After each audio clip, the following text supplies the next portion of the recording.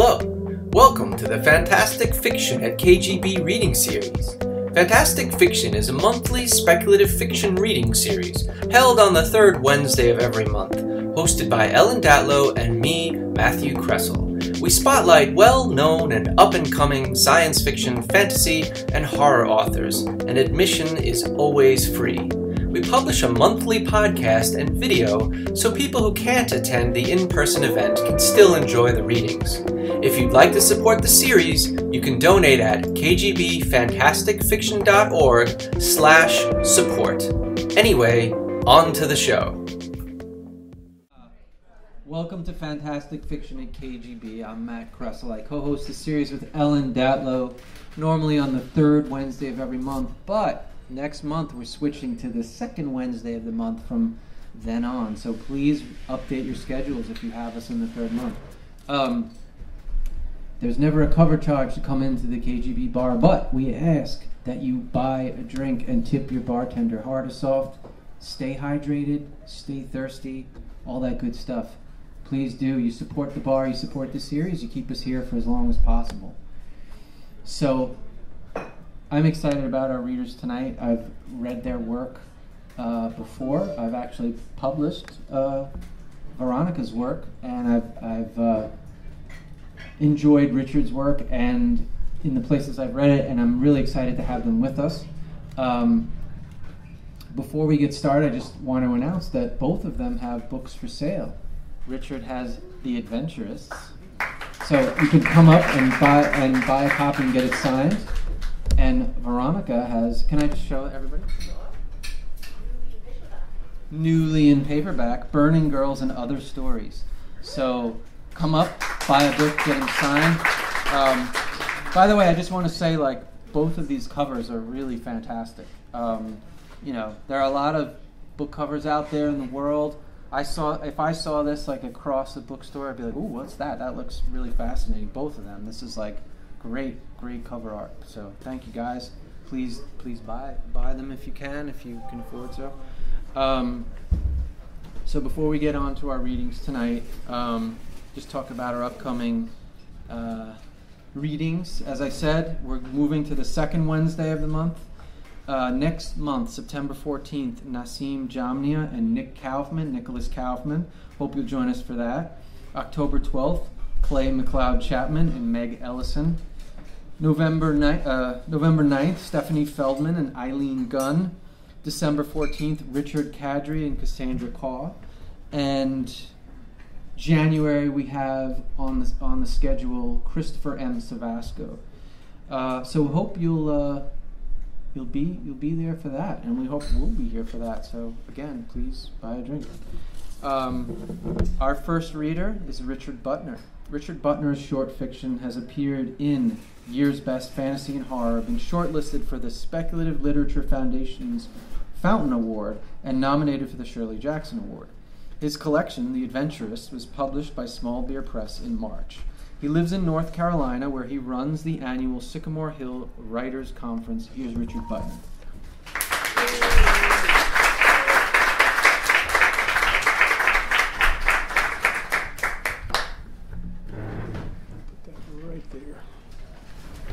Thanks, y'all. Someone in the back, let me know if you can hear me. Thumbs up? All right, cool. Thanks for coming out. It's really great to be here. I'm going to read the beginning of the very last story in the book, The Adventurists, which I think I have 2 copies of now for sale, but would love to offload those before I fly back to North Carolina. So it's the beginning of the story, so I'm just going to start reading it. The story is called Sunnyside. The rental that she booked was in the meatpacking district. They both knew it was going to be small, and yet they still weren't prepared for how cramped it was. How to fit themselves into the puzzle of the studio apartment, which was half the size of the guest bedroom back in Georgia. The house where she still lived, the house he had not lived in for 16 years. They both thought of making a meatpacking joke, but then decided against it. Viv was unloading her cosmetics bag into the tiny bathroom when she finally decided to bring up the one aspect of the gathering that she had not yet mentioned to Stephen. It's going to be mostly virtual, she said.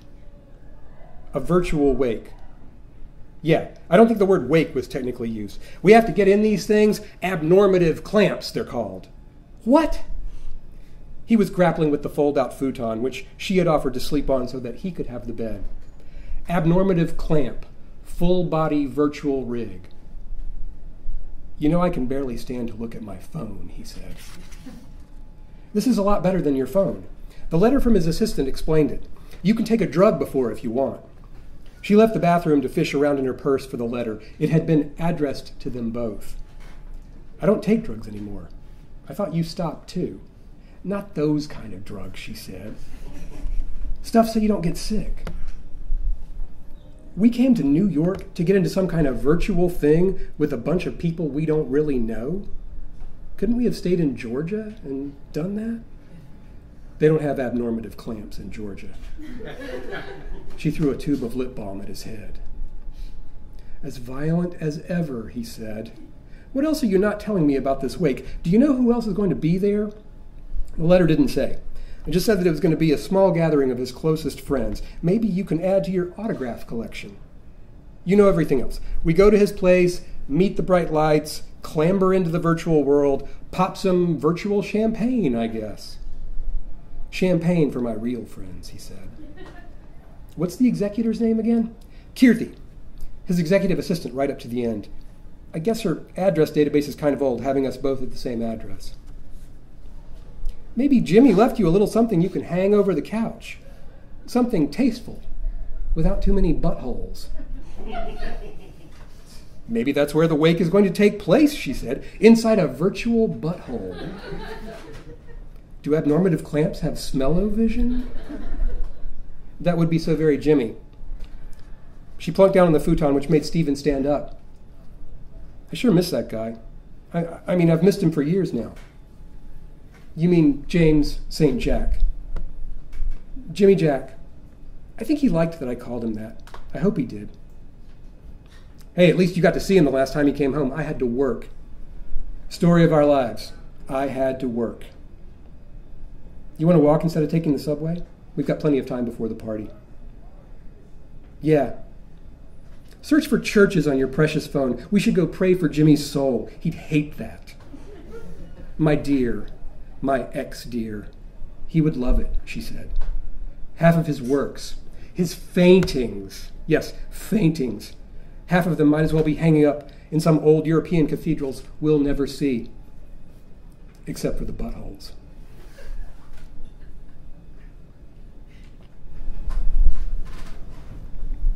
They had dinner at an overpriced Italian restaurant in Chelsea. It seemed to be the only place that didn't have a line out the door or a 2-hour wait for a table. He didn't finish his fettuccine Alfredo. They both got double espressos after the meal, clinked them together. To Jimmy, who taught us about espresso and so many other things, she said. The gateway drug to Bohemia, he replied, trying and failing to replicate Jimmy's voice, equal parts gravel and squeak. I drove by the old Rainbow Cafe the other day when I was getting my oil changed. It's a law office now. I didn't see any commemorative plaque, though. From 1978 to 1981, renowned artist James St. Jack drank espresso and stole magazines here while wearing a sequined frock coat and rings on all 10 fingers. They walked north on the High Line. It was hot for October and the path was crowded. After getting jostled for the 5th time, he suggested that they sit on a bench. We're still running early. Let's gather our energies. They plunked down facing east into the city. The neon sign of the New Yorker Hotel beamed down at them. She took a photo. That's where Tesla died, it says, she related, after fiddling more on her phone. You think his buddies got together and hooked themselves up to some alternating current to celebrate? Tesla died in poverty, probably friendless. Let's think about Jimmy, not Tesla. That time we came to visit, when was it, 87? A whole different city. No, must have been 86. That was right before Warhol discovered him and Warhol died in 87. I just remember how hot it was in that shoebox he was living in on Eldridge Street. And it reeked of vinegar from that darkroom he had set up in the toilet. We tried to get really fucked up so we wouldn't mind sleeping on the floor with the rest of the vermin, she said. We succeeded. I remember even then his little hospitalities. He was broke and all around him his friends were dying, but he got us into drag night at the Pyramid for free because he knew the bouncer. And then after one last lost weekend, we got on a bus and went back home. And a few months later, he got touched by the hand of Andy. Thanks to Smurfette and Adiamene. Yeah, Smurfette, my last modeling job. You ever look at that one? Fainting #1? Can't stand it. I just think about how hard it was to get the blue stuff off. The crowd thinned out and they got up and walked the rest of the way to Jimmy's apartment, a long hike up to Central Park. The doorman looked at their invitation and made them show ID as well. Then he let them through to the elevators. And then they were there in Jimmy's place, high up in the corner of a big new glass building. The floor-to-ceiling windows looked out onto the green lawns, the trees, and the massive outcroppings of bedrock in the park. The walls were surprisingly devoid of art. Almost everything was either black, gray, or clear. When they walked in, a woman clad all in black asked their names. She directed them to a bar counter where a phalanx of glasses of sparkling wine stood. That's Kirthi, Viv said, the executive assistant. Yeah, she's got her own band, too, the Halftones. You really keep up. I don't read the articles. You never read the articles about Jimmy? I don't read the articles. I just look at the butthole faintings. Of course. And then Kirthi was back, helping herself to a glass of wine. I'm glad you're here, she confided. James always spoke of you fondly. She was wearing a tiny enameled pin on her lapel of the Bad Big Wolf. The Bad Big Wolf was one of Jimmy's creations, sort of a trickster nemesis character. The Bad Big Wolf appeared somewhere in all of his works. That's great to hear, Viv said. His will was very clear as to who was to be invited. Of course, there's no way to force people to conform to his wishes. That'd be a real jackwagon move to be invited to this and not come, Stephen said. Indeed, Kirthi said. With that, they all took another sip of wine. There were a few others there already, all of them at the peripheries of the big main room next to the windows or back in the dark recesses. Stephen thought he recognized an old friend, and then realized it was just an actress he'd seen on TV. Vera something or other. He tried to remember if he'd seen her naked. Viv noticed Stephen staring. The door opened again and Kirthi went off to attend to it. He drained the rest of his wine. Viv made the old signal, her hand cutting the air over her glass, that he should slow it down. She barely touched hers. He set his glass near one of several giant sinks cut into the black granite countertop.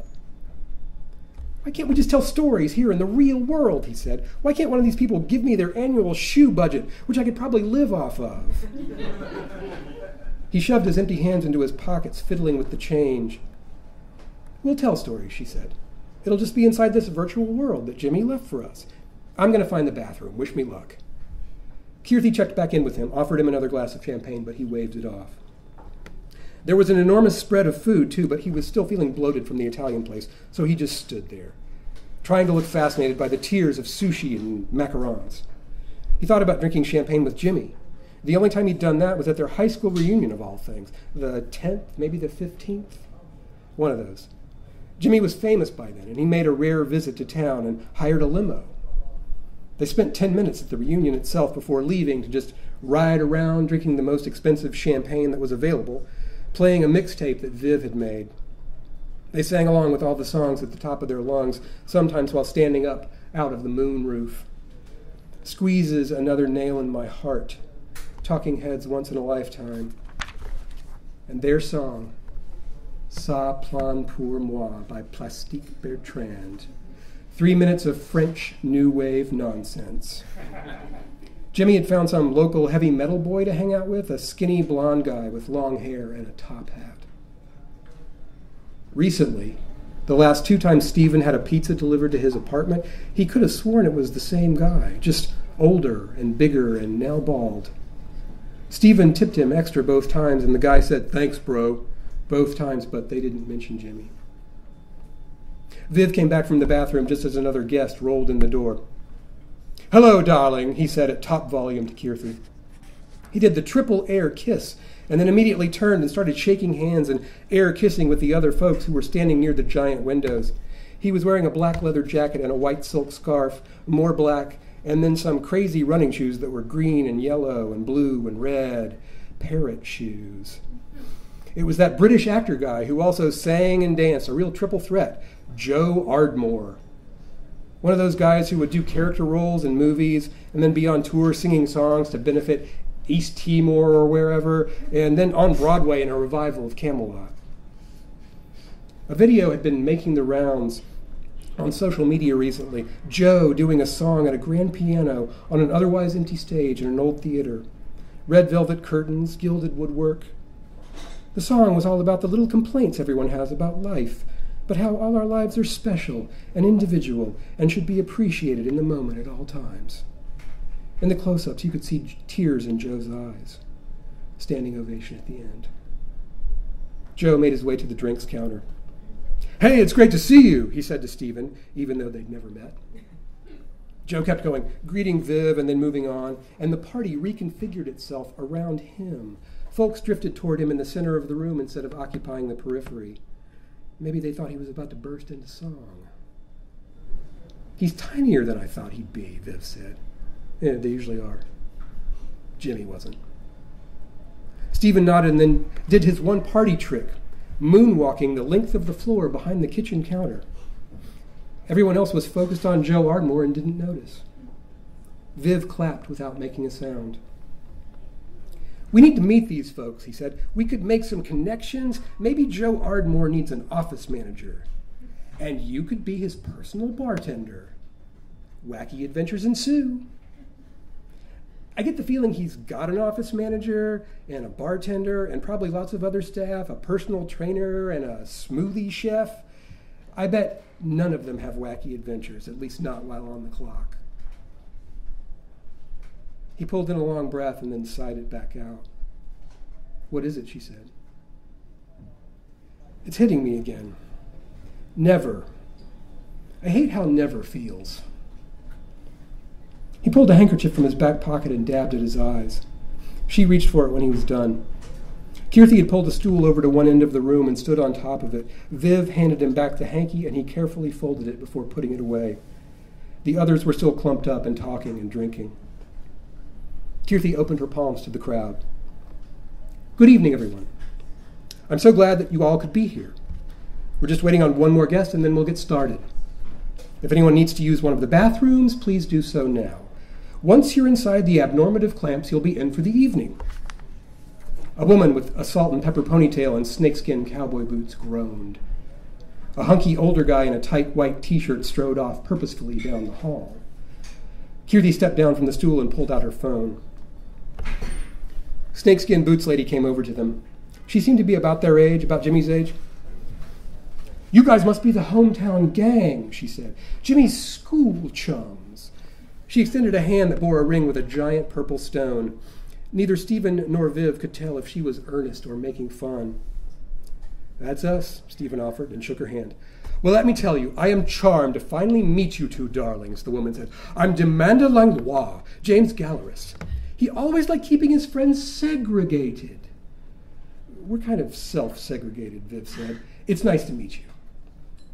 "We're waiting on the ballerina, Marina Versovich. James talked about her constantly, and of course she was in so many of his later paintings. But could I ever meet her? No!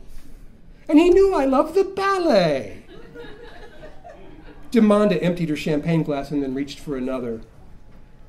Before either of them could respond, Demanda continued. "Now, Andy, if he liked you, he would introduce you to anyone. But James had to keep us all in separate boxes. I guess it's something to do with his generation. So many of them died so young, I don't really know. He had such a knack for changing the subject. If I asked about his other friends, suddenly we'd be talking about shoe shopping. If I asked him why he hadn't produced so much work these last few years, suddenly we'd be talking about the comic books we read as kids. We were both big fans of Aquaman." Kirthi started up again and from atop the stool. "She's on her way, so let me just go over the ground rules again, which you should have received with your invitation." Demanda looked at them and rolled her eyes and shook her head as if actually reading an invitation was something far beneath her. "I don't know how many of you consume virtual reality on a regular basis. Jimmy has been working inside the abnormative clamp for a few years now." Demanda knitted her brow. Evidently this was as much a surprise for her as it was for them. Jimmy was known for his altered photographs, which he called faintings, psychedelic rococo tableaux that usually featured one or more extremes of existence: celebrity and pornography, blood and guts, ballerinas and bodybuilders. Jimmy working in a feathered suit while a team of assistants handed him cameras, that was easy to picture. Jimmy hacking on some kind of virtual reality tech, that was harder to imagine.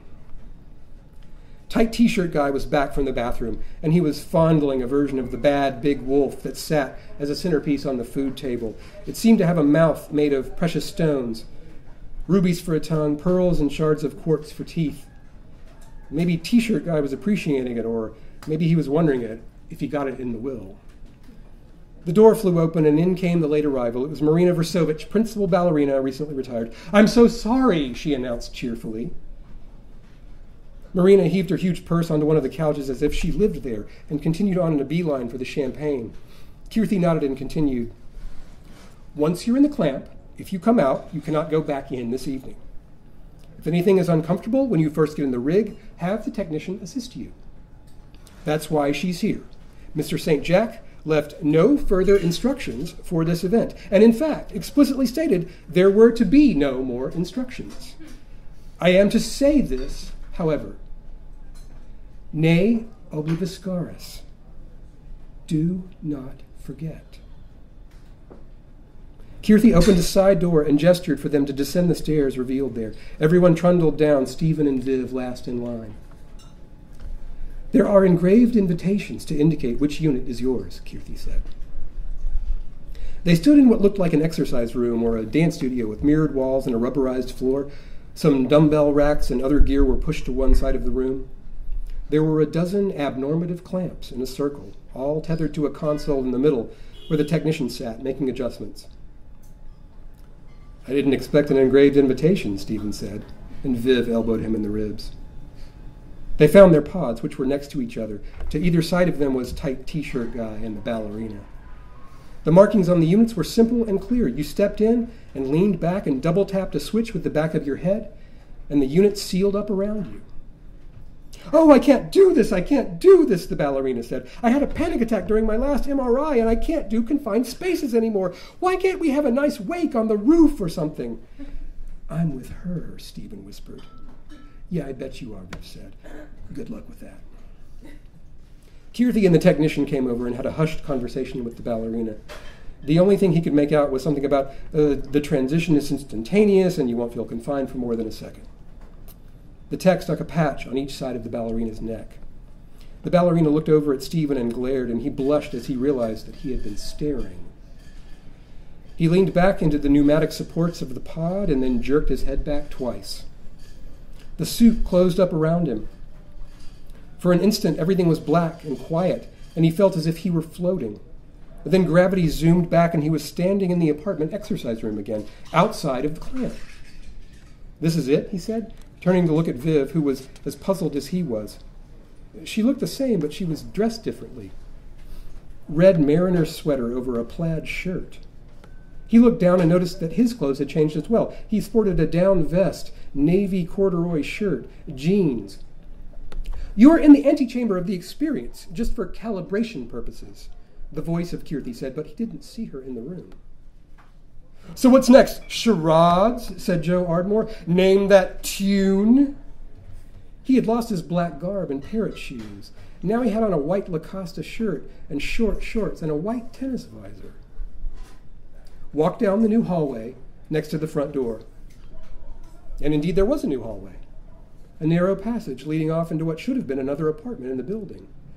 Viv and Stephen went in neither first nor last. It was almost completely dark except for some luminescent dust on the baseboards.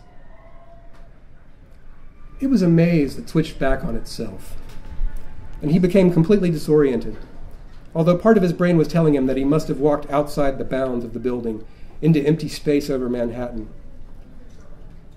She couldn't see the person in front of her and kept one hand out front, and still bumped into the person ahead of her at one point because the whole line had stopped in the dark. The passageway opened up and they were outside, although not 14 stories above Manhattan. They were in a park full of trees and rolling hills. They had emerged from a dark doorway set in a brick wall, all of them in their 1981 finery. Stephen and Viv both knew exactly where they were. They were at the picnic shelter in Sunnyside Park, back home. It was the golden hour. Under the shelter itself, it was dim, and a weak streetlight had just come on. "Well, this is quaint as fuck," Joe Ardmore said. Thank you.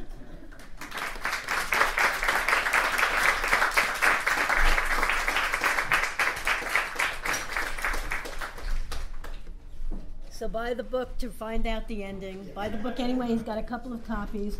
Have a drink. We'll be back in about 10 minutes and enjoy, everything. Thanks. Hi there. Welcome back to the second half of Fantastic Fiction at KGB.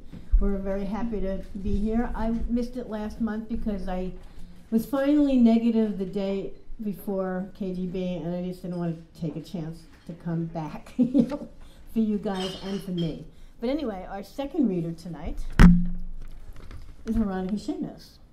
She's a writer whose debut short story collection, Burning Girls and Other Stories, appeared in paperback from Tordotcom in June. She's got copies that you will want to buy, and Richard has a couple of copies of his book left you're going to want to buy after they finish reading. This is too high. Okay. Veronica is also an associate professor in the English department of Queens College, CUNY. In both guises, she works with fairy tales and fantasy. Please welcome Veronica Sheamus.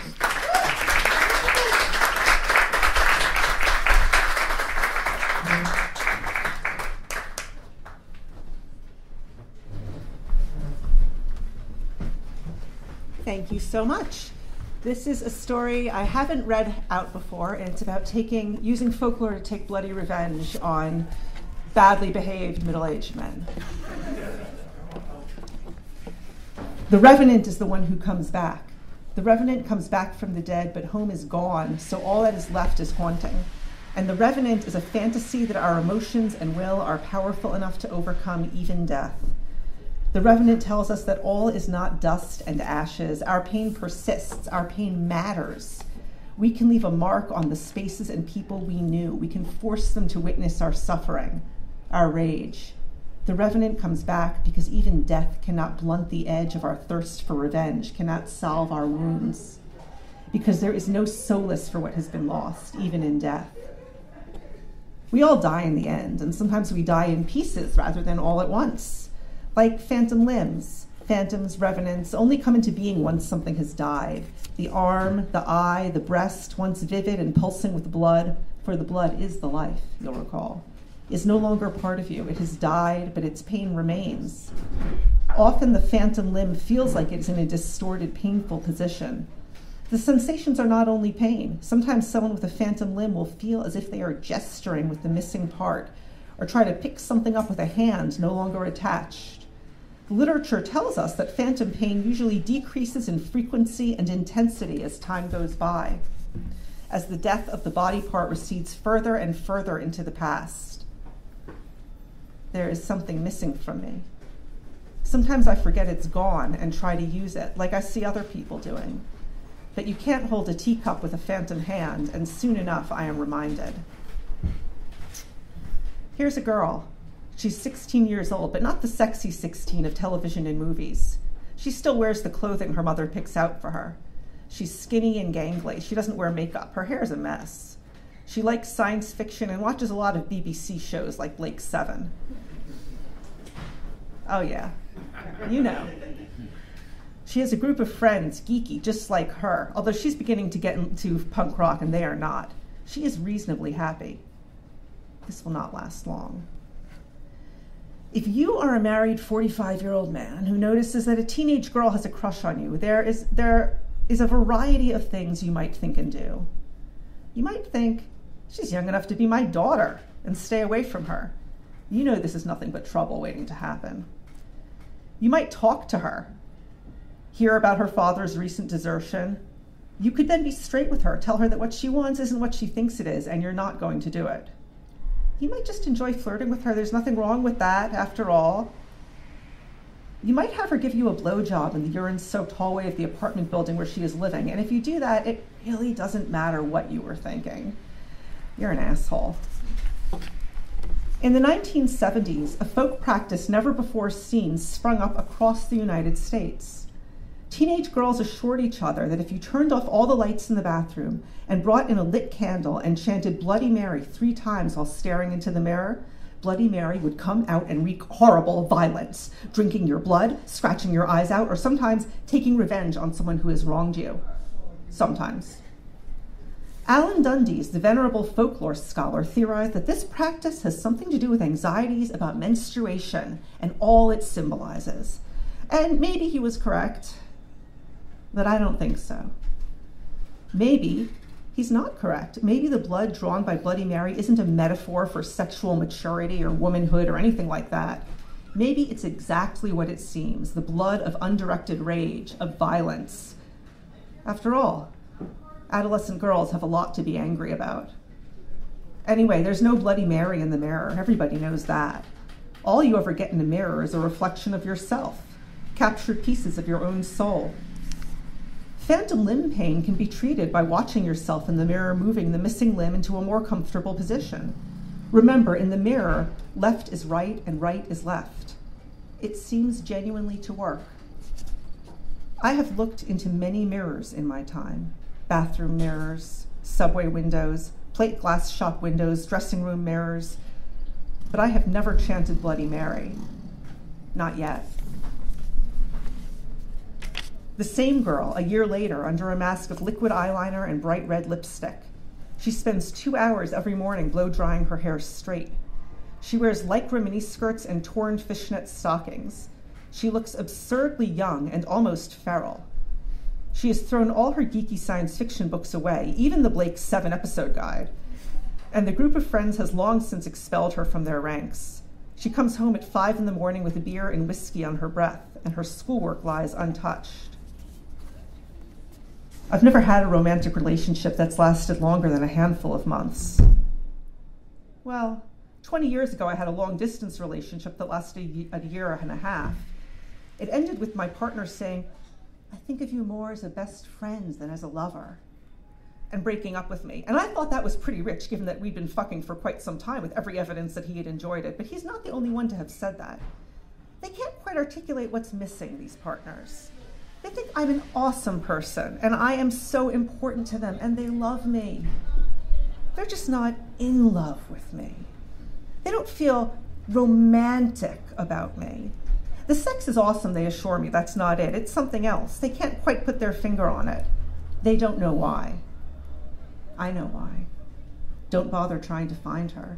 She's not there. If you are a 45-year-old married man and a teenage girl has a crush on you, here's an easy way to captivate her. Take her seriously. Almost nobody takes teenage girls seriously. If you do, if you sit and listen to her and respond to her interests, her likes and dislikes, as though she were a real person with real legitimate thoughts and opinions, she will be yours. It helps, of course, if you have had interesting experiences to tell her about.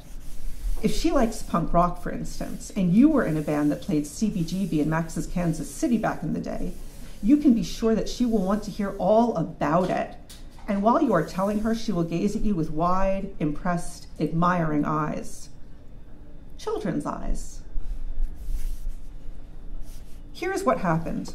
One morning over the summer when she was 16, she woke up late and staggered into the bathroom to brush her teeth and overheard her parents talking. Her mother happily told her father that she was off to buy him a present for their 20th wedding anniversary. Her father responded by announcing that he had met someone else and was leaving her. The girl sat on the edge of the bathtub in her pajamas and listened to the conversation. Her father was very calm and collected, which was unusual. Usually he stormed and raged during fights. Her mother was neither calm nor collected. Richard, may I ask you to pass me my glass of seltzer, which I forgot about? Oh, well, thank you.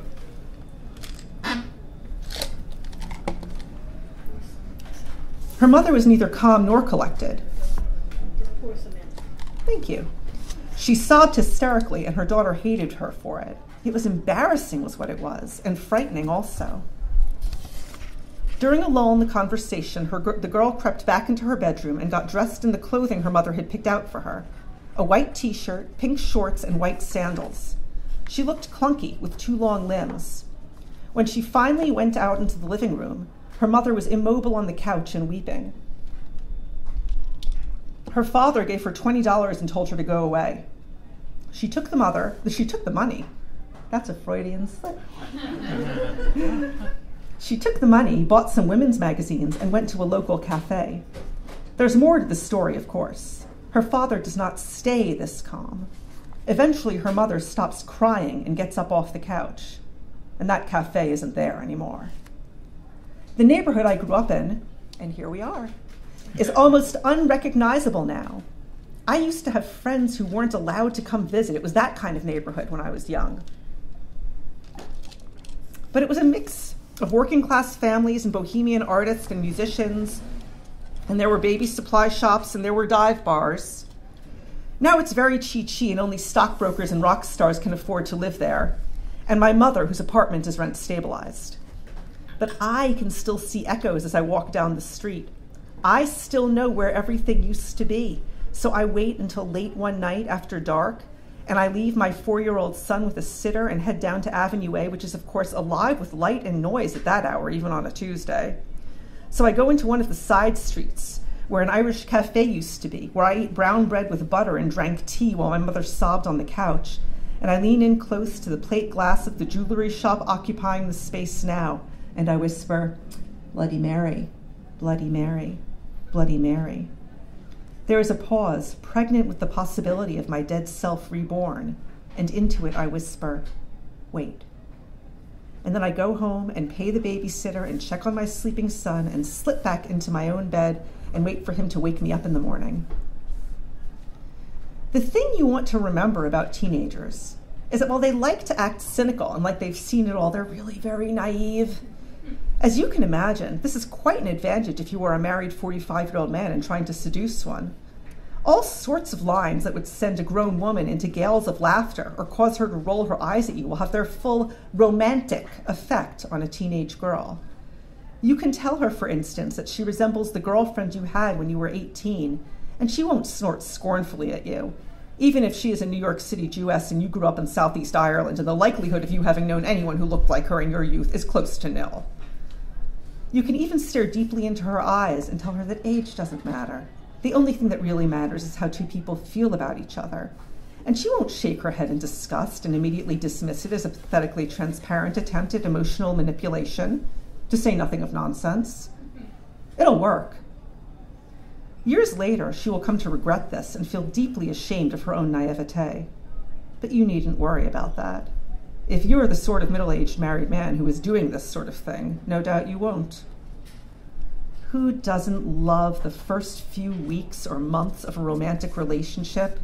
Those giddy, heady times when you're drunk on love and sex and the new partner seems perfect and all you want is to stay in their arms all day and all of the night, and then maybe wander hand in hand, presenting each other with flowers and staring deeply into each other's eyes over glasses of champagne at brunch, and maybe take long walks on beaches. I don't. You can't trust all that. People say things they turn out not to mean. The first few weeks for me are full of painful disbelief. "I love you," they say. You don't have to say that. "I love you," though. It's okay if you don't, if you want to go on dating other people. We haven't agreed to be exclusive. "I love you," but they don't mean it. Because a few months later, I really fall in love. When I feel secure, when I feel like I can trust them, really, truly trust them. And then it's like relaxing into a deep, warm bath. And I finally allow myself to believe every word they said. And by that time, they're no longer so enamored. And it's unfair because they said, and I believed them. And now they're saying they didn't mean "I love you" like that. They didn't mean romantic love. They meant camaraderie or some such nonsense. And all the water turns to ice and I am trapped and can't move. There's something missing from me, some piece of my soul that just isn't there anymore. And I can't believe in the champagne and the long walks on the beach while they're happening. I don't trust the, what's the word? Oh yes, limerence. The missing piece. She died a long time ago. I was so young. She was so young. She loses most of her friends after her parents split. After all, they're only kids too and don't know how to deal with her constant simmering tension and anger. She spends school lunchtimes huddled by herself at the top of the elementary school jungle gym listening to punk rock on her Walkman. But she does find refuge in a downtown bar that doesn't take the drinking age too seriously. The bar hosts a local band on Saturday nights. It's made up of men who've been on the scene for years, men in their 40s. The music is good and the bar is packed, and she's heard that Joe Strummer used to hang out there when he lived in the city. It's true. Eventually, she develops a crush on the singer, who has a certain amount of seedy, dissipated charisma. At first, he doesn't pay her much mind. Not only is he much older than her and married, but he also has a mistress. She's only 4 years older than the girl in question, with long black hair, perfectly arched eyebrows, and Celtic knotwork tattoos around her upper arms. She's an artist. So the singer doesn't have the time or the inclination to notice the girl. But you shouldn't mistake this for an ethical or moral choice on his part. Right now, she's still gawky, awkward, and gangly. Eventually, she will stop straightening her hair and wear slightly longer skirts.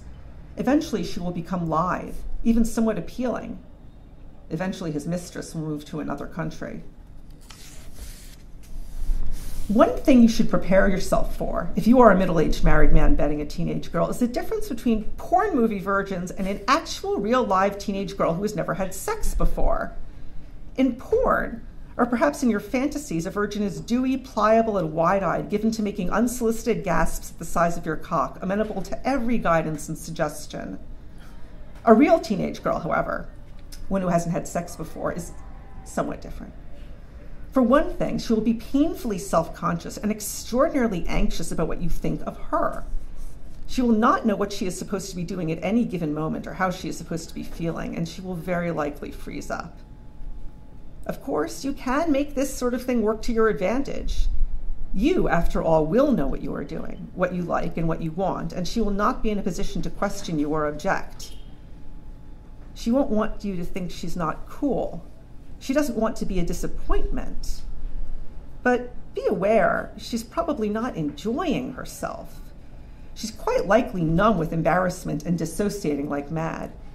That may be precisely what you want. She does know that she doesn't like it when you push her head down. I have never met a woman who does. You don't have to care. When the Revenant emerges from the plate glass shop window onto the East Village, she is in the form of a young woman, of course, the belle of Avenue A, as the old song goes. Poor girl. She must be so confused. The city has changed around her so drastically. Well, that is what cities do, of course, but without even trash and vaudeville as a reliable landmark, how will she find her way around? Where is she going? Well, I imagine she has an appointment, don't you? For so long, I felt only guilt and shame and humiliation about that part of my life for so long. But revenants come back thirsting for vengeance and blood, and they have already died, so there is nothing left to lose. Manhattan is mostly a grid, and the street signs are the same, so I think the Revenant corner of my soul will get her bearings soon enough. And when she does, I think she'll head for Soho.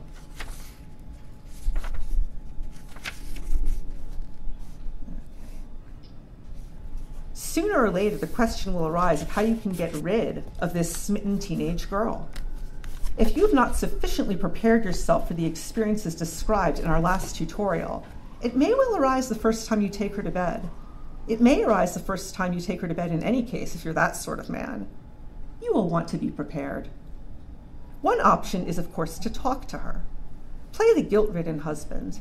Tell her that you adore your wife and you simply can't go on in this way.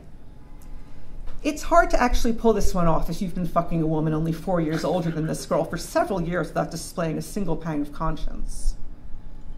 Another option is to simply ignore her. It is easier to do this if you've been growing tired of her and dialing down the level of your attentions for some time anyway. But simply ignoring her the next time you see her may not be quite enough.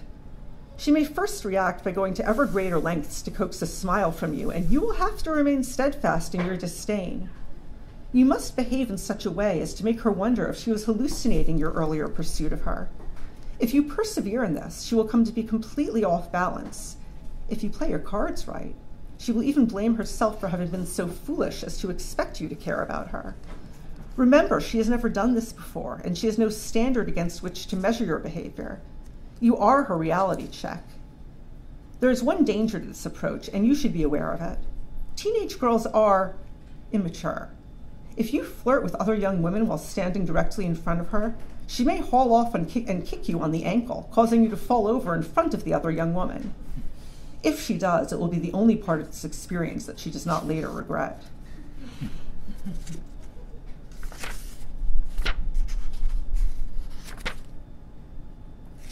I'm just going to skip a little down to here.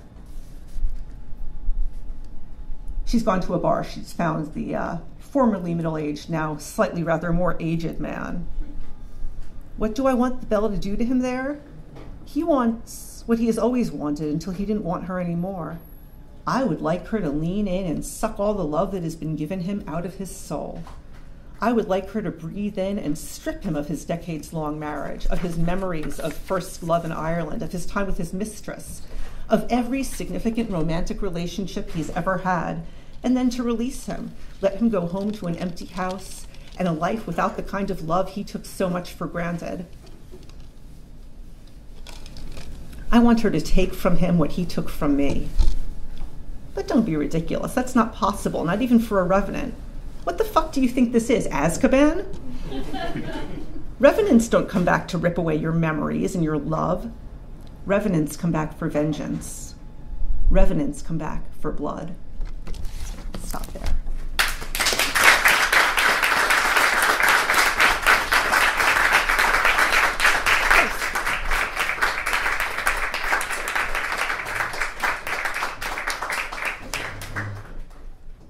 Thank you. So, as mentioned, you can buy the books, have another drink, come back next month, second Wednesday of the month. Did I forget anything? Oh, you can sign up for our mailing list. How? Just go to KGB.fantasticfiction.org. Or you can find it on our website, Fantastic Fiction at KGB. So thank you very much, and come and buy some books.